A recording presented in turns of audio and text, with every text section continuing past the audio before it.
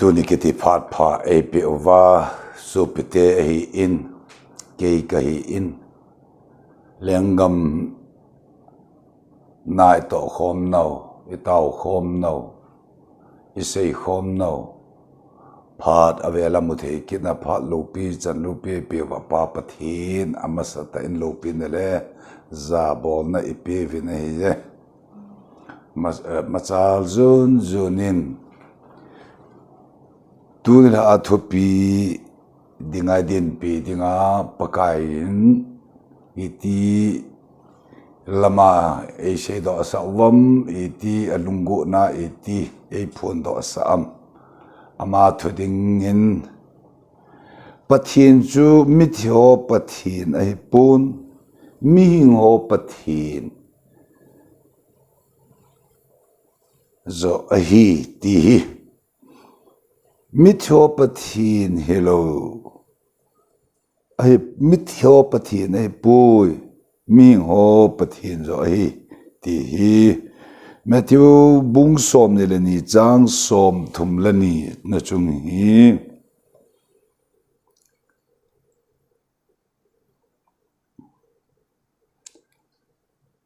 pathin chu mithyo ho pathin ai pun mihing ho pathin zo ahi ati chi pakai kam sung su a mithi tho ki thudol thu a athudo nawa thu chung hi pen chilang thu chu ye sa wai in chilaya pathin chu mithi ho pathin ai pun ming ho pathin zo ai ti hi ipidola ham chi hi zo si amasa ten pakai Bible chang sim du thini papa pathin wang phathe atha in eibu pe wanang ke pa thu ka se ye lungse thim ka pa wa na mi na lungse wang bo mar som lo pe kidang nang ma ne chana tu ni kiti pha pha jong nang man nei pi kina ka lagaw bo ka hin na ka ta saw o kalungu nang man nei ven pe da wan ti la nang man nei som bo nang man nei kai hoi zalun ka ke pa na min ka thang wa o ka panangi pathin mithyo pathin nahi lo mihing ho pathin nahi zo nahi kapakai Jesu Christa kam sung so hi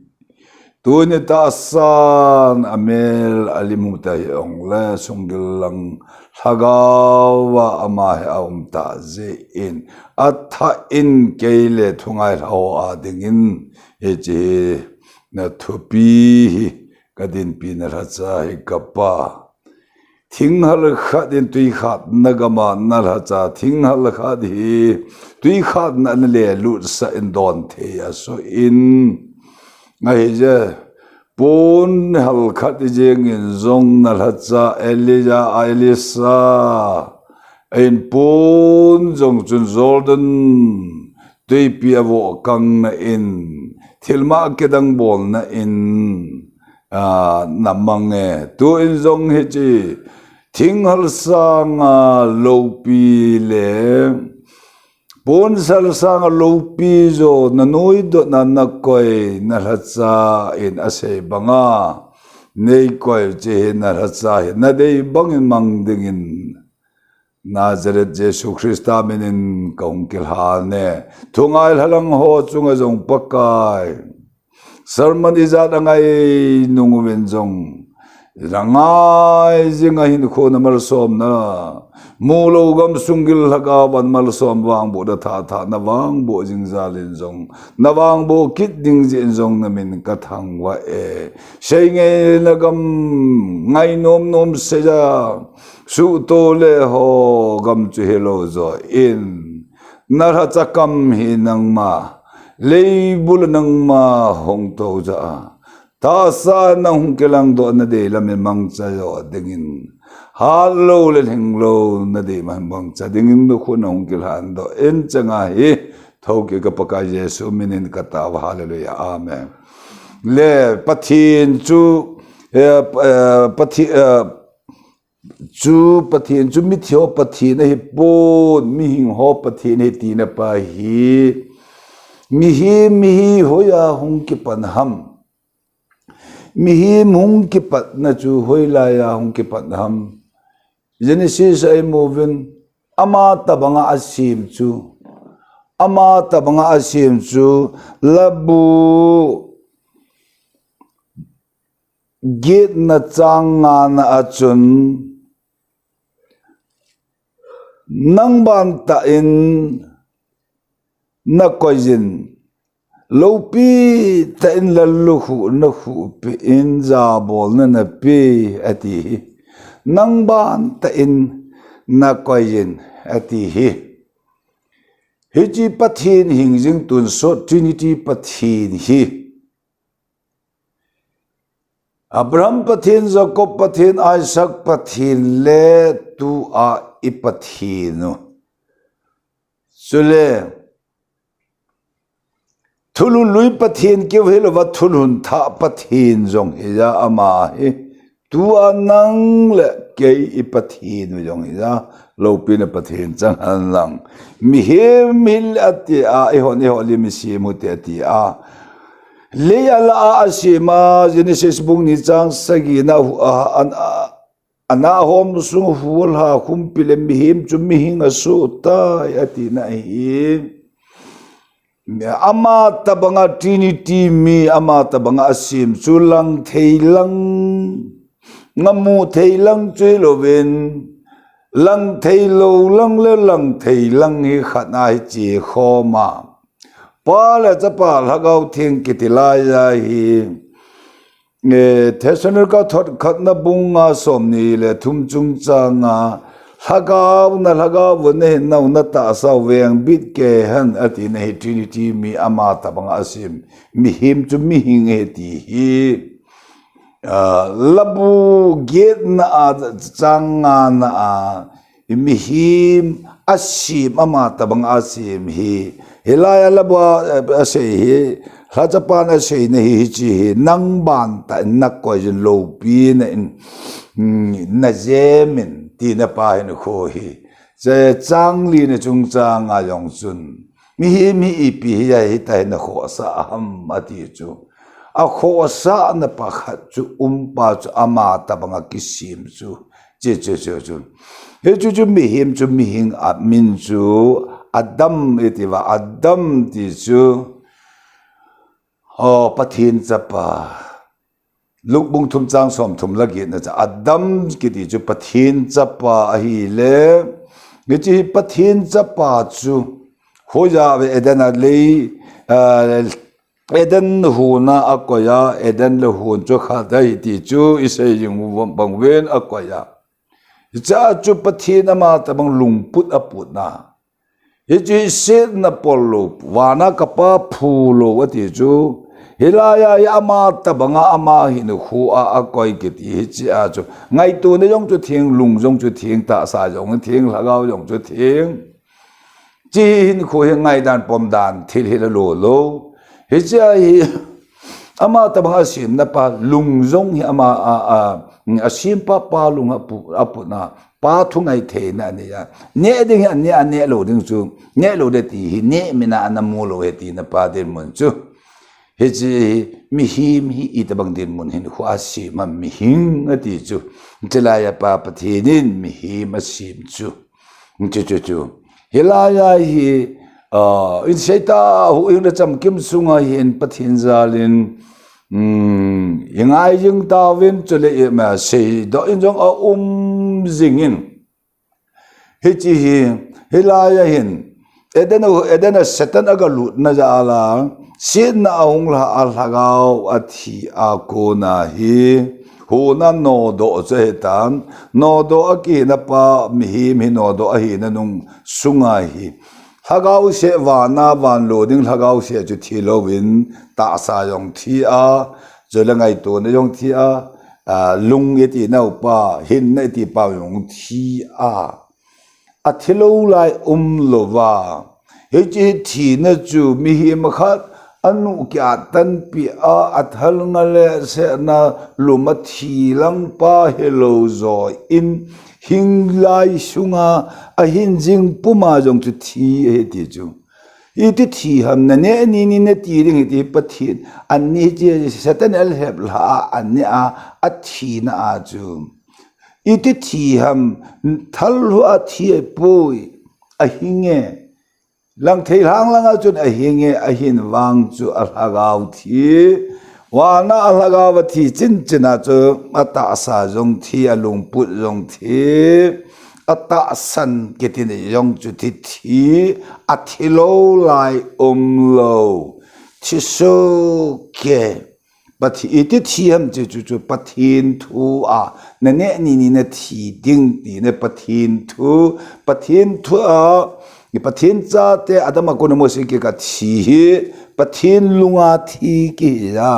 pathin lunga thi ki ti chu koi man ama ji na le thip na alam kai hi na alo pi na sang ta hi na ngai dan pom dan phapi pi chu su tu a hi cha chu pathin ho thei na chu talo mun chu a chu la pathin a ho thei na ne ding ati la ya na ne ding ati ne lo de ne lo lai chu pathin to apa la chapa in sa hi pi san la anu asan ke ti banga chu pa athin banga achapa yong chu thinga apa lung thin banga chu achapa yong chu thinga thing hin khu a chu oma se la pha na theiga chu ne mi na mu lo ne them ti yong ti lo him athungai ji dan chu a ye chu mihing pathin cha ti chun apa o he na aman zo chapan jong apa a ho theya pan jong chapa a ho the na chela ta apa chu mer ma satanin he chu buma ko na he chu thi ti pathin lunga ko na thi he ta ya chu edena ko na no do ke thi he chu pathin hingjing pathin tin ki se han nang hele he jong le he cha chu koi man hi mi chon si mithi khagau thi ta sathia alungel thi chu pathin ata san thei ta lo o pathin mi ta san kai ta lo zo in chi hi hin ho hi ki mang chu jesu in a sei na pa chu pathin chu mi thio pathin e pu ti chu ko ham mi thi ti chu ejawa se eden ho na ko na lep na hong la ko na an ne lo ding an ne bolo da ti lai pathin thua thelai ta pa a hi chu mi him chu mihing chu chela ya chu ama chu satan cha ti satan a hem la pa lung chu a pu ta ya ama ho ding a chu pathin chu a ho thei ta lo he chu pa le chapa ke ka chu gui chu tan he ta ji a chu he ya chu pa pathin chela ya chu dan thu hin gol ki na dan thu a cha tha cha te ho man cha ki na a ko ho chun ton te to a ko ti chu midi tin ki se ni bible midi rom bung thum na midi kha cha am poi ki tin la ya hi loi ga chela noa yong chu midi ati hem chu atina an la pathin lama bowa ko na chu ko le som do ai ya chu man ai ya chu midi kiti buya mi him lam men sa langa pathin lama gadi na ding chu khat cham pu chu bible ma hin midi khat cham pu ti ye chu ka se do nom na chu ga pe jap lang chu noa chu tui kan jo wa tui le jo wa tu hum kan jo wa chu iti liang pi le ya bola chu a chu liang pi ju ya ro a dor kham phe la tra chu akong ma ya luma a chapa kha da ga mu a chapa jong chun apa za mo jo ga hulang pa chu ke ta lo jen nui sa jo ap che do ke na apa jo ga su mol pho ke na pa din mon che le chela ya cha te ni jong chu che ke na nong toi hon ke na cha te ni mi ni chu che ke na dil pun ho hi jing thei ta nung lang ha to na pa za mo za ga khu hana ama ya wang no hung lim do ke na khu ipi tem no hung lim do ke na a cha pa a za mo khu pi lo wa polanga che do ke na apa mol pho na ga su mol pho pa chu agau chama nia phat the bo ti chu ding an hoi lai ha mikidi ti din mun chung chang abram mikita ten pathin zo ti la masalang chu hin ho chi vat kin na hele chalai ki ka la yong chu ai in nei pi yeng yong chu ka su pinu ha ti ho ta bang din mun chu chalai ka la ho hi chat na ga se kau ding lam chu ka ti hi lo zo in midi khana khat cha a ta lo din mun chung changa hi chila ya pathin chu samara no menu ko ma pathin chu lagaw ba hin a ho ten thuta pathin hi na lagawa a ho din atia pathin chu lagaw ba le ho ten thuta ka pathin hi na lagawa chu ho ding ati na pa cha amana mi son chu hung sa calvary a jesi chon se de apwa calvary cross a khet pa dan thula thupi pe pa cha a khet bi a helaya hi athia ke vui pa he ni thuma pa them chana lagaw thing akai tho na pa hi ta sa ta kai thowa oma chalaya ko na hi mithi pathi na hi lo na pa chu dan thu la thupi pa a cha het be a ko na chu dan thu a chu kui man pathin wan gam lut lo chon phat na wan gam lut na yo chi na en jong thip na en degree title a principal a professor hi na pa a yong chu a wan gam lut na hung chu hi lo zo in ho bu chi na lo ho bu het na pa chu thi san pang lo iti pau chu mi ching mi thim ho chu dem na hi lo zo in hagaw lam na le hu hing na lam na dinga chu mi him hi a thi pathin lama dinga thi hing a hin chu satan langa dinga hing ai ti na chu hi chu chi sei do nom no chu na so pe pa vin i lo le mi ching mi thim ho hi he je ke ma do chi ding yo dem chi ding yong hi di lo wa ma ho che keng ko khao su ding ang kilom lo ka hi chu ka hi ke he thowa ama wang hagaw lam thuna na lam thu awang chu chi na le thip na lang ai poi ti hi he to sa hagaw thing ti lo wa chu min na kai lu wa min na ma tem le pi ka se ding ham ti hi gel ma sa lungim hi a pe ta ting la chun he tu sa ti chu lagaw thinga konin he tu sa na nei ventin don buddha na se ding pa chu a pe ta na ki pe de ti na pa chu hi chu pa ka yesu a sei lai pa hi le pa tho ki nei hin na pi che chun jo no te hin na le kha ba ve la edana no do te chu eden tha van kot ei hon pe wa eden at hin thinga ne te join hin thinga ne thei ta loin ei ki no do ta jong le wana hin thing krista tu ne the ya im ta ji lo pi na pathin chang alang hitla hin kho chung hi ngai le chila ya thoki ne hin nei pe nau pa pentecost ni a ata san te ho so cha te ho chunga ata san te ho chunga cái Thupi lagaw thieng chu alu chung wa hong chu lagaw thieng bap ta an bol wa ko na chu mitha eti sarman na jong chu Thupi ang chu isei ta ven mitha ta ke sei lai pa hi koi chom mitha eti chu le ala asim pa chu hi chi pa chu ni repair hi lo zo in khel chu le ya ke la chu leya mihim a ping chu mihim lim a lo awana ko na ping pa chu awana ko pa lim i lo wa adam lim i lo bang wa krista lim i lo wa krista lim chu avela hoila i lo ham chapa lim i lo na u chu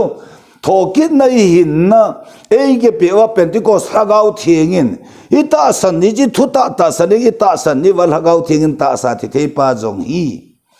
le ala huwal ha khoma mihim chu mihing so ta ti a hi ji lagaw thing pathi ni ni ji thu ta ta san ne wa chu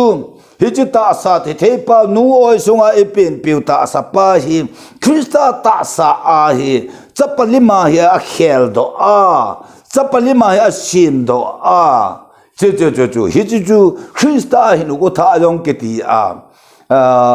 sapa hin khu tha hing ki ti jong chu ta chu ding ala alim lo chu edana thipa edana pathin lim lo be pa chu Eden ni na Eden tha Christa thisanin zale na kot hon na a chu Eden tha a chu hechila ama tabang asima thilai pa chu Sapalim la mere ke pua hecha ko na chu apathin hi na lagawa he ke hoi hol hagaw la ama hagaw ke tho a hecha chu ba he pa ti a eko wa eko ema na chan wa tin mun chin hin khu a de nga cha wan ti la e som wa hechu chu pathin chu hechu chu pathin mi thio pathin hello pa chu hello kita ke sei lai pa chu senal ha no nga pathin chu mi thio pathin hello zo pa chu ai chu mi thi ti chu adama ko na mo se ke ka chu mi thi ti chu cha tam ta nei chu ti mi thi am ti chu pathin lunga thi pathin thu a thi ke ti wa le le si la si mi bai jo a ni sal tha a si ai lo tui khang le na siam pa bai be se zo ama dinga chu hu hing na mi him lim lo edana pathin lim lo hi abe na pa wang hi pa pathin in ave la tun do na ding pa chu thu hom keu ti ta te nga wal pa si ho na te wan do na te le ni sa na te ma tui khang le le la lo dinga se le la lo dinga sem la zo le la lo dinga zo mo ma te mo lo lang ma tui do ma ti pa tu na hu hing na ti pa heji azu atu kam chang khe se azu sim the ta lo zo in heju edena sit na mer ma satan da abu ma hagau the lai ke ta pathin lunga thi pathin thu thi ke ti chu hilai chu chon phat na sin na thi na hejala ya cho Christian hi na min ji Christian na kama chila che hin na ti chu aga thei ta pui ti chila ki ka la su thulun loi tung chung chang ho chila ho emu che wa le chila i pi din mun hen kho ma Pentecost lagaw thenga ko na pathin ho the na ma tu ni chan ye ya pathin chu lagaw ai ti chu amal hagaw kal hagaw zo ati kal hagaw ti hagaw thing Holy Spirit hagaw thing pathin hi pa pathin kal hagaw ta mi he ma huala hom hu choi loi khalin al hagaw ape ti le pathin al hagaw e pi hello al hagaw ti Holy Spirit pi pa ta ke se hi ta sa a cheng chil pa zo hi za mi hi ma huala khom ti ju pathin lagaw hello zo en mi hing lagaw thu ti ju hu ati ju hu zo ba jong them gaw le khabwa hu su imu so ke he so ke wa ni ver sei la wa hu ti ju mi hing lagaw he ti pa chu la pathin hi na lagaw ho da ho de ti le tu ni ai Pentecost lagaw hi chu thutta thokin na in na pi ha hi chi thutta ta san ni a ko na pathin lagaw kai pathin lagaw thengin hu al ha khum ati pa chu tu nya lagaw theng a pathin hi na lagawa hi nge chi luyang ko na ken ga luyang chan ge chen chila heji pin tha sa tu pin tha na tu ya ni tin le phat tin hai khat lang ka sim tha jing mit tha a chu ni tin sim tha jing a chu hin khu Holy Spirit hagaw thing pathi ni sim tha jing a dunia sana dang ka yong ai to lo chon set thu ai ta lo zo in ye chu pe ding he ti ding kho ti ding alung lai na ti pa alung lai na bol na lang pa chu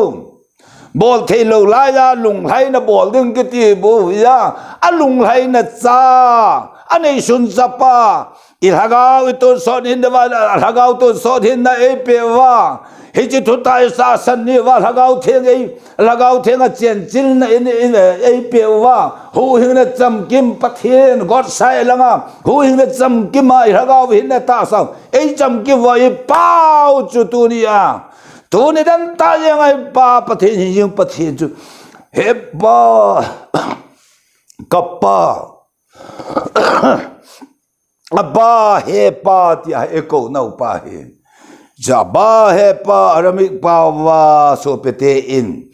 gilaga chate nula pa ko na gilaga chate e na pa ko banga thisan cha e na pa ko banga apa ti ngam da pa ton sot pa chilai ya hin khu hi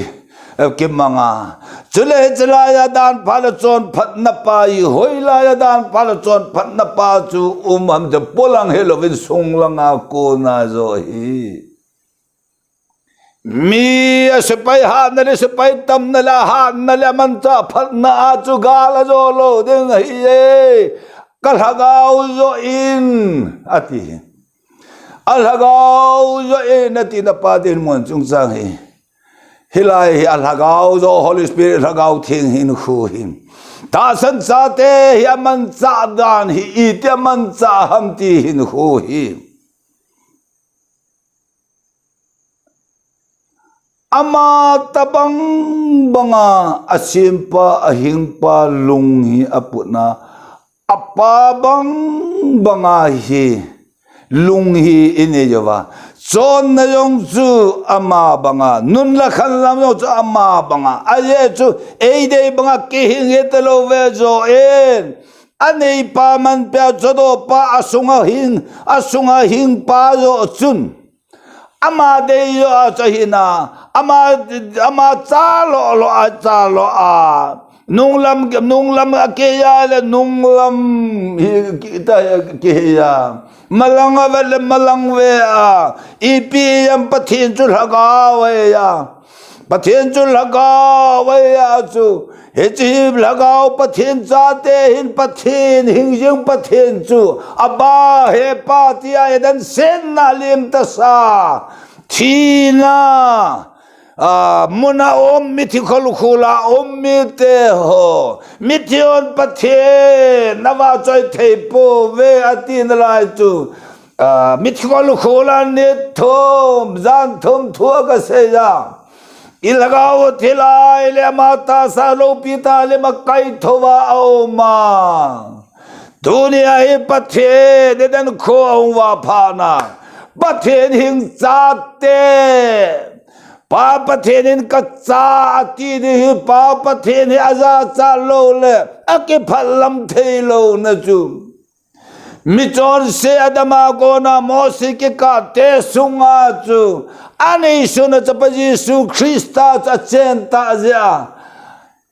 Ihagawa Dinga Ilagawe Pewa Hinadiwa Hinai Pewa Ita Sadiwa Tasa Epe Jalungput Ilungput di wa lungput epe ta jewa chu heje jele pathen chu mihing ati na pa he heje mihing gam sunga pathen phan na kamu ding ti na pa he mihem pathen phan na ya bol ding hello zo en mihem sunga mihing ton sol mi chapa pathen hagau theng pathen achen chil pa he ta saman mo pa hi man helo zon na la than na dilo na la kitalo na han se la phun se na den mun chi hin khua ki mong ta sapa hi he cho je lung po hi Christian cross a khet bia lung tha tin tha Christa lung pot na nei pha he chi kanei pha na inei pha na nanei pha na chu edan kho hung wa na pa mil hung ke keo do pha na sei hi thing lo hung ke do ta a chon na ya pha la phat lo pa hi de tin ama wang he ji pathen chu mi thio pathen hello chu dunia tho ke ne hin na pentecost gau the chen chil na kham ga na laga wa asom cha te hi ha cho asom cha te hi da Eyodiwa mihing pa hita ya hallelujah hallelujah mihing pathin ti midang ilovin nang ati ne ju ke ati jo sopi nang ati na hallelujah hallelujah amen koi thushimi van noile se thushimi ilovin na thushimi ti angai lud na chalo cha now lo nawa ege pom nau pa he chu thuta het nonga hi chon set bolding kiti pa hi zat zat na ki phalam na kilom lo na muna hi e umwa aye chu mihing ho pathi na ya chu koi ham mihing ati chu aman mat ithi lai ta wani sun chapa pe pa chun ane sun chapa chu di pe tu na na nei la ka nei tu so thi na chu lagau tu so thi na chu pa e om pe wa ta sa deng dal pa lagau thing na chen chila dunia hi pathin chu he pa ti ding ti the na hi lagawa rom bung git na e ho lagau la ma lagau ke thua cha cha pa he pa ta i ko ji ve ti a so pe te ho chelai chung chang thu do hi pathin hing yang pathin ni pau pathin i pathin hi ding a za cha lo le he chu amma cha hin mi chon sete thotan ding tin ke se le amma chu wei hu hing po cha hin alunga thite chu alunga athua thite chu athu thu sem te la thu om chu thu cho pathen tom khoma thu cho pathen ma sa pathen chu krista pathen thu a chu hebrai bong khat na chung sang phan nung chapan thu se koi thu se sai hi now he thota hi aman kalvil cross tho kin na le wan lut na le ni som nga ne cham kim na hu na cham kim ke ya hu he wa hilai ta he pa pathin ake phatlam na umlo aja chalo hing jang pathin mi chon se te pa hi ding cho aja chalo na pa chi suwa he ane sunangai luta chapa chu epe ta ova chapa lim la mela hin khua hi e hin tha ke ta ova so pete na hin ka hin la ya kadam sung e hin khua ba neu no ba no ya ka hin khu ka man la ya chu mi ya ka ya mi ho in he ya ma chu mi hat pa chu a che chu na hi yo na su kha ding hin khu ding te za la kai na ai lo khopi thupi lai hoi lai den mon chin kho hi za kai tal ki sa ta bang hin kho min e za la ya chu ha ga ula ma de ga thipon nam ui vut ha ga ula ma de mi thipon nam polin racha polin sola lu a pola tho eti nau pa chung mihing ho de mihing gim kanam mi thio de thipo gim kanam ve hallelujah mi thio de thipo gim kanam ve wando ya mi ha pa de il bol theita mi chung mi thim ta pa ta ki se mi hau sa mi lo pi leng lo pi ta ki se yong hi crystal hagao Holy Spirit chen chen pathin hagao a pe de je thota ta san lo ai je lagau theng na chen chen hi je thota ho hi na cham kim na ho hi na thota ta san lo hi ho hi na keng ta chot pha mi ke ti chu a hing la ya yong cha sa mi a leng hi la a chi na la thep hi na lam kai hi na chum mi ui ti ke say hello Bible in a say Bible in jong a say mi theo de thipo kanam ve ti chu ke ba na thu pa lang sap lai den mo chi nu khu kin ka ko ma se han na ka ko ma hu han nang se han na ke ya de nga chu a ui vut e be ham ho yin ke pa na thu pa la cha pa chu pa then mi man pa cha a ui a hello zo in ke lang avan noi Satan hagao Satan hi na kanei na ui vut pa kanam kana nampa mithing khat nam chu ke dinga mi ui ti ne yo ya chu mi ho dinga chu mi gim kana mi thio de thipo gim kana mo be thi cheng thi pola ui vut na Amirana a than kalado a methomele galgama hecho chu ipia perfume itida sen thau nam tu te tau te hi pawin ka khuma các cáp khum lai ya chu thâu the chun apela kaya ding aui lai yo chu a ke ding mi ma ding aui lai yo chu thâu the thâu si thâu chun chu a kaya ding nam tui lai chu thâu the in hi chu na ne lo he ya Pathen chu mihing ho Pathen he ya mithi ho Pathen he lo ja a chon phalu yong hi ding a ti lo ngo thiên ta se ya ding na a ta san lo chi ti tao ding ham ti hin ho ho hi bu ngo la tao chu ka sei mang lo pi baka ya da thei da thulun luya ko na thulun tha chan ge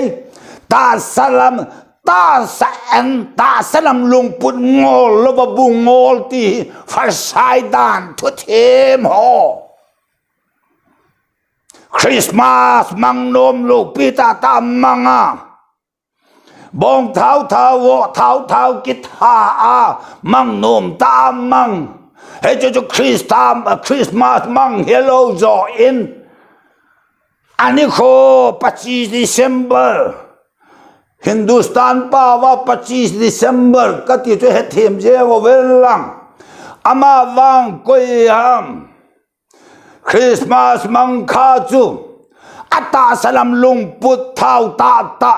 azon na thao ta ahu na zon ta thao ta hoi ta ahan se na phun se na ho azo se na ho angai zong na ho angai lo ta thao ta tui ta he cho ne tin cross a khet be jang thing phung thin na he cha ke phun zo ta sa thing lam ka vel he cha ke phun lo zo in he cha ke phun lo na pa hi labu sama gammang lai ki wat sai ya mochi chi vo ki tu lowa ki bol ki hi gammang ati he koyam ta salam lung put van no ya mel ma pa satan to hin khom na le len khom na sei khom na la pau khom na chon khom na hi gammang o cha thao ta mi tha to tha june mo chon ka june ka mo chon thao ta ho hin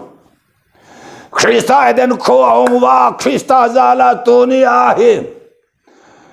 o zon thao ta ho ne te ni tha janga oma hallelujah zo sei no mi tha na ho mi dem na ho ya kai hoi thon le kile sa no thao ta phata ta kan ge ne te ni khet be janga thao ta ti Christmas hi Giang ham Dun ham khana chu Bune kon ham khana chu Christmas ka man bo hi ja Lang khana jilanga Good Friday ke ti yong chu Tin ka ham tun ra ham khana chu Christmas Good Friday hi ka mana Friday ya pa mang pa chu polang dan thu ap mang he ya Good Friday man chu ka sei mang hello zo en Good Friday mang Krista alhagaw he chi amana petun sod hin na lhagaw theng Holy Spirit a chen chil na ne tin hin kho hi sim tha jing na lung tha thin tha ngai to na tha Pathen chu mithi ho Pathen mihing ho Pathen he ya chu ama thiên banga chu ei ho thiên dinga ko hi na wa ne tin hi khet be jinga ne tin hi Good Friday nga ta salam lung put pa ne tin hi khet be Pathen khet be hi chi alhagaw na ta sa lung put hi chi cho tho su hi nga amma ko na Pathen hing kiti hi ho the ya uma he chi ho the ne cho tu ni a sana dang ka ang elo pum go thil to ang elo e pi ang e won pa ang elo chi na thep na ang elo sum tam ta gam tam ta in hoi ta ang elo me ching mi the mang elo ang e hi the na hallelujah the na cái mà cái thiên bằng anh đã thiên điều thì để nó sắp xếp na để nó sẽ nên phụ luôn na cô na thì lại vào chú cái mà cái thiên bằng anh nó thiên điều là cha bố lên thôi luôn thà là anh sẽ cái chú na cô bảo thiên bằng anh nó luôn là khăn thiên ngon na hallelujah hilai đến muốn in khô hi cho nên mà sao vậy mà anh ngồi trong trang cái anh ngồi tàu na cái say mang hello rồi in lung sung ta sang ai cha nang ngol lo polanga mi mit vat na dang dan thu ang ngol hi pathen lung hi pathen mi hing ho pathen hi yo ya mi tho pathen hi lo ya chu he chi lung sung an ta sanam lung pun ngol lo ha ta da tong thu sei tam ta ho ten iza đôi mi chon pha ho ten hầu là mai ông na sata pan lata ta nào hết thế, ông lâu lăng là mi lăng cho dem na đâu na cá sei chứ lâu rồi, bắt thiên thì mi hình hồ bắt thiên hết đi, hallelujah, mi hình ở đi lại bay đây na, liêm ta sa thô kia na, hagao thiên kham gan na hagao vào, ta sa thì thế hagao sẽ là ta sa thì thế yung su hinga cho hinga oma Krista ta sa chapatha ei sin tha ke wal hagau theng pathin elung oyong he Krista lung put ya put sa a ma sang chon na chu jak sat ta thi na ga ko na hin na gal kai hallelujah eden kho hong wa pha na hi Zana bo hi ke su na oma zan lai sun lai ya koi ke solo lo pe na pathen changan he so pe te iwang pa ve hing yang pathen mitho pathen lo zo a tu na mi hing ei ho cha tha nau tha chalam thu go lo cha ai hin tha kirwa Ipau dinga hamaza chalwa ke phalam lo wa kachate kachalo kacha katitai kadei monu kadei nu katitai lopi kati vyasa asu khel lo ganga kengai tama o ato khel no kichul nam minun do bal hacha hosiala devite khanga anda sedo sa hechi pakai Yesu Krista hunga hechi cái cho xét nó mà pan muốn ăn lúa, ama pan muốn để ho lo sao vậy? Oh Samaria mi pha ti chu Jerusalem mà cô na mi khát hung, Jericho là ngà hung pa, so mang ho en, ana vô du man dẹp du va ana chom va, thita bang a koi la yu va, tempu khát ho ke. Oh, so mau hoda vô bao chu, mahapupa lim tu bao chu, apel do tai, tempo hodo. Ano nga chu levi mi khad hong kedem, Jerusalem ako na Jericho ako hong so chun. Hilaya so mau hon, tile hinta mga anga daw ako'y pao sa to kan lang apel do kita. O ano nga chun ajowa chun samara mi phawahat ahong sa chung nga tuwin ahong nga 11 lim tur Jerusalem ako na Jericho hong hilaya lim tu pa miel mahona wa chidi nga umpa chu amo na lungsin sa chung nga chun kumlain o tao na liliang piyo tu yesun kumin asa chunga chuna tau sa in yelhun ina apu in dinare ni apin yelhun ina ho koma kay chi ay na yandam piuvin kahong ni tiya nga sumi atam zor atam lu na laya la kindit na nga tiin ati na dalhay tihin o samarami pa Nazareth Jesu kalhagaw ngaylo ilhagaw ngaylo apa kapa nang kay pa na pau kay pa kop katseti din ko o samarami pa Nazareth Jesu thì là mà hồ ra chọn thà nói gặp để sẽ cho nên một chọn nó gặp yêu nào và nên tiền hiện khôi xây đó để không dùng yêu nô bom lâu chọn xét cái ngày đâm là su khéo cái chuột nam mình nôm hòn chọn xét là xây lâu tiền lâu hi Pathen thua xây tiếng lâu mà vàng đàn thua hiền hồ là đàn thua là thêm cao hồ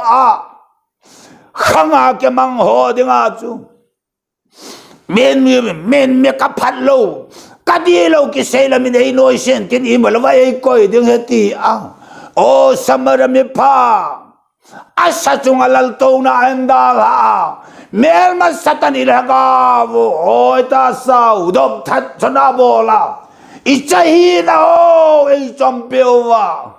ama cha se ma theding ayam la yo me thal khola ayam la yo he o tu lai ho lam kai ho o levi ho apel do su đam thế lâu đàn thoa yong đam thế lâu ho chọn phát bò la yong là cao hiện nó đây thế lâu hiện ra ya lung hay na bol vang yong đây thế lâu hiện khôi sa chung to na lal to na pa je lang o vana van mi te Wan tir wan mi saravangal te ho da the ti pao asa chungan la to wa Jerusalem chunga ko rab Jericho sab set namuna honga thagao to so me dir ti lo hilo ding ta lo dir mun setan cha hi na ôi cho nó Pathen cho nó mithi ho Pathen lo mihing ho Pathen này khôi ô samara mi papa Nazareth Jesu kal hagaw ngai lo hallelujah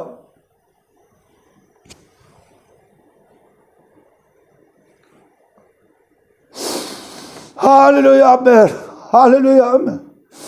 kain ko te ho Hãy cái xây chim thế lô, cái xây chim thế lô, cái xây to thế lô, mình cầm lệ,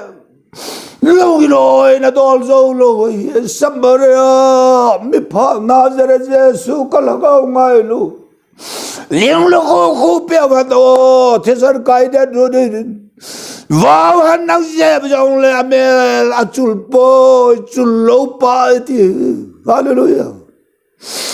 Cái tiếng Christa meli ti bol pe jong le mel lim lu hu pe jong le hoi na achul de achul he ama pa e ho pa ama pa hale doni va samara mi pha Nazareth Jesu Christa me oh asa choti alal to na pa le lal to ne je kopita ve hallelujah ahong ka ding dinari ni ati tholun tha na tholun lui ni ei da ha pe ve thagau thengau ma tholun lui ma tholun tha ma tini chai thau eti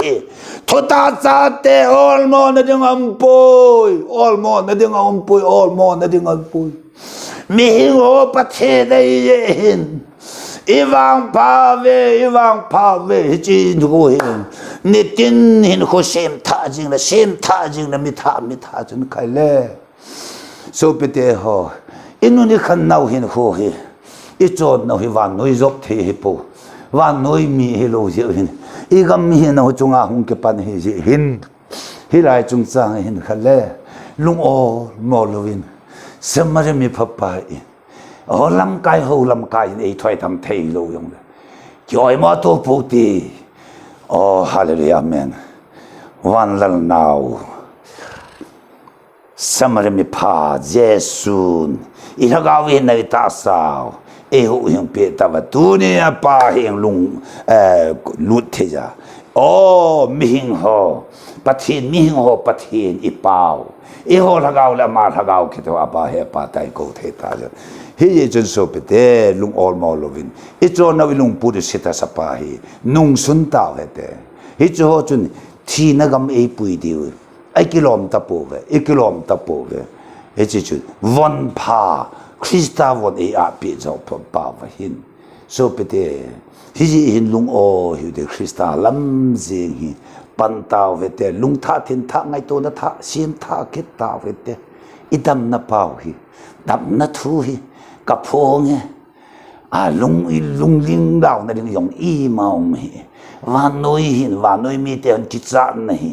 le shi chunga hi van noi mi te thing hi mu la san cha na noi la ha na the ya cho ki cha vi e hong e gam me na chunga ko ni ye chun ti dat lung don na thi nei pa to ki mu tu na nat nei pa to ki mu na chon shit ki ti pa to ki mu tu na hin lo nei pa to ki mu na ki ta lo nei pa to ki mu tu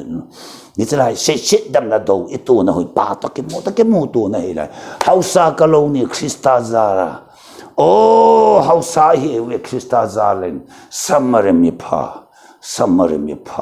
Nazareth Jesu hi choi at athang wa aw tin le a hong ding pa hong ding kon ta cha ni hong ding a tai so pi le zon si de nun ta khan ta na pa hin pin tha de ding ti po ve ho hin chan na ding yo ti ta po ve chi hi van lu na ding ti na kho chu van he ta ja na chon si ki ngai da ma van zon he ta ja van in zon he ta je wa chu hi cho chu hu de zon tha no yi lo eng sin ni pa ju ne mo chon ai lo le ke ngai zong na ho te si ta sa ngai cha na ho chu hi cho chu hi chi tun sot ga ma chu pan na ping lo din mun chu hin khu chu hi ta je ai hi cho chu hin da ha ka nau te ati hi chi cha sang a man tam tun sot thil van in nom e da ha e gun pe ola hilaya ki si ne lo bin che taw ve te ipin na ga ma kile ki the ding na na hin da ha so pi ka o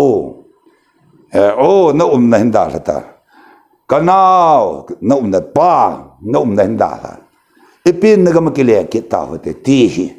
la au theng Pathenin e het sau ve tu ni ra cha mang cha